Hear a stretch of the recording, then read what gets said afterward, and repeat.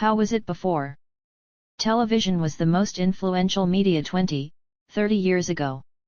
In most families there were no computers, they were used mainly for work. There was no internet, or social networks Facebook, Twitter, YouTube.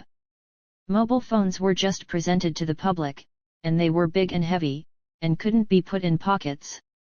Television screens were big and heavy, and in some families even black and white. Radio receivers were, also, bigger.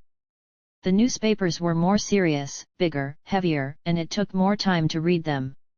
Telephones had wires and were in one place, and people waited their turn to use it. It all affected our communication. Most families watched only one program, often commenting what they saw. There were less commercials, and they weren't so real and convincing. Television had the central place in our homes, and that fact was nicely described by a story of an unknown author. It talks about how we simply let that stranger into our homes, and mostly accepted everything we heard from it.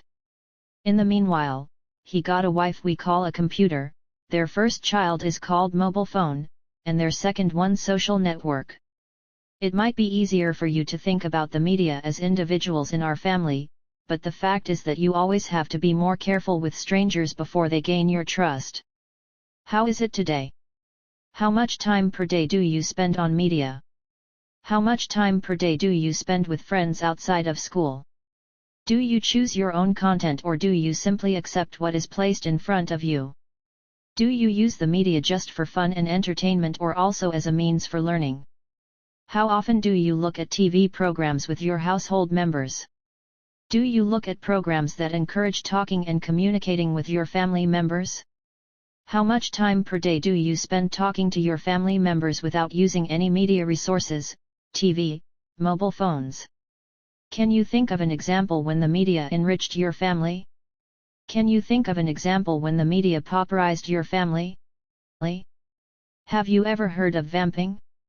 Do you take part in it? What do you think about it? Vamping competition. Who will be the last one that will write something on social networks before dawn?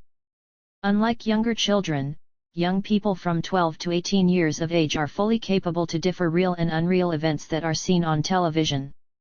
They use the television contents as adults, primarily for entertainment. However, they need to look out for inappropriate contents. Those are contents that could disturb the physical, mental, and moral well-being of a minor, which consists of all contents with scenes of rough physical or verbal violence, frightening suffering and wounding, sex and sexual exploitation, vulgar dictionary, and scenes of tobacco, alcohol, opiate abuse, or gambling and betting. They have to be marked with visual symbols 12, 15, and 18. Category 12 applies on viewers older than 12. Category 15 isn't allowed to be broadcasted between 7 a.m. and 11 p.m. Researches show that 75% of children and young people have their own computer in their bedroom. EU Kids Online 2008.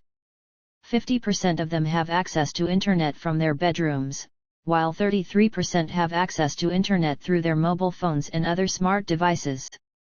Principles of media functioning are: maximizing profit, making the audience, studying media users, maintaining their habits.